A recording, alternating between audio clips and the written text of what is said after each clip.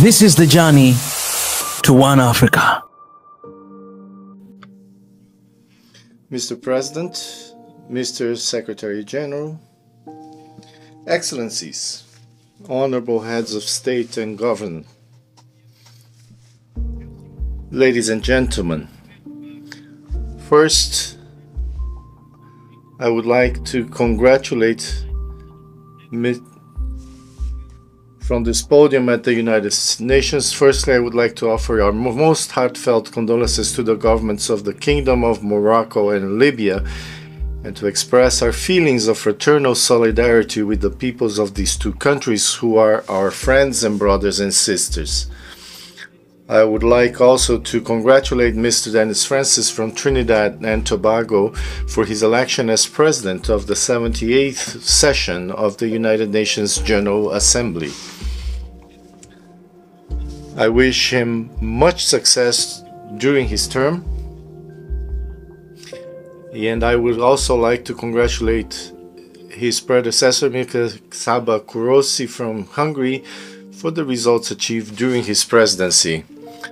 I also congratulate Secretary General Antonio Guterres for his performance in promoting peace and development in the world. Mr. President, these distinguished speakers who preceded me on this podium presented important analyses and observations on current challenges and the international scenario. Therefore, I will focus on concrete actions that, in my view, are expected from us, the United Nations. For Guinea-Bissau, the best response to the challenges that confront the international community includes strengthening multilateralism and international cooperation. In our view, multilateralism is an indispensable instrument and a moral imperative if we wish to build together a solidary world and well-being for all. To this end, we welcome the choice and significance of the theme for the session of the General Assembly, which stresses the importance of global trust and solidarity, prosperity, progress, and sustainability for all. Mr. President, Excellencies,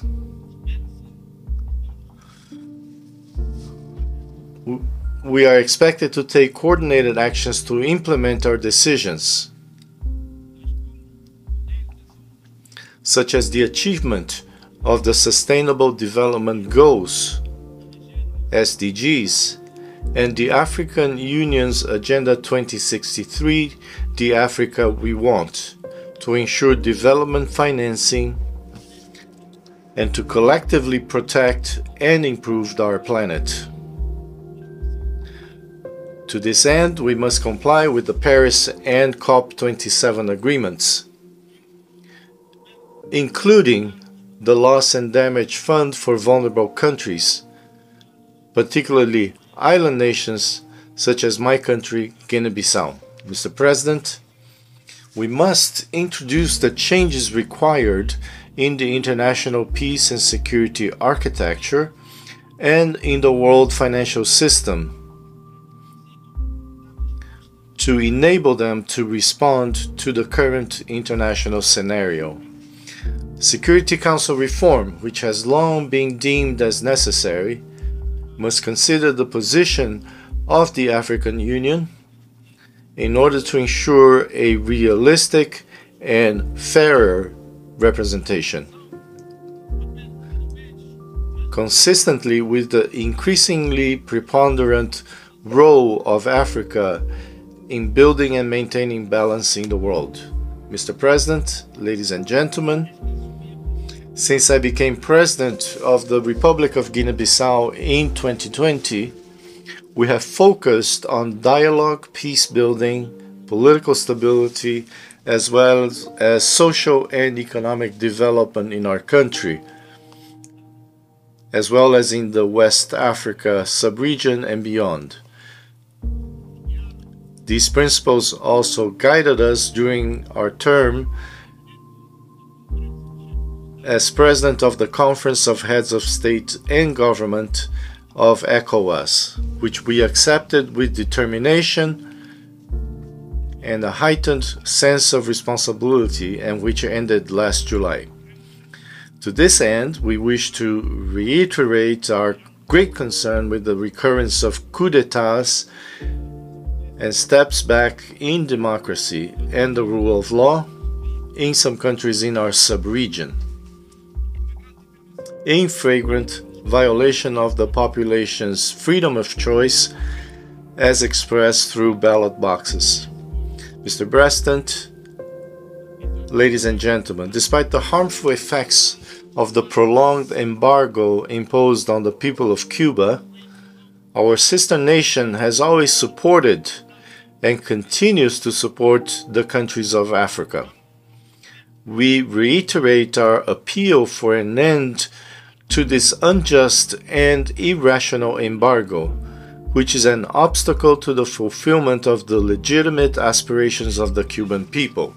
The same is true for our brothers and sisters in Venezuela, whom we must also not forget and to whom we must show our solidarity.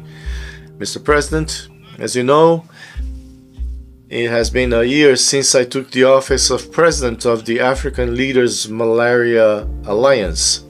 As heads of state and government, we continue in Africa to give priority to the struggle against malaria. As a result of this effort, more than 1.5 billion cases of malaria were avoided and 10.5 million lives were saved in Africa since 2000.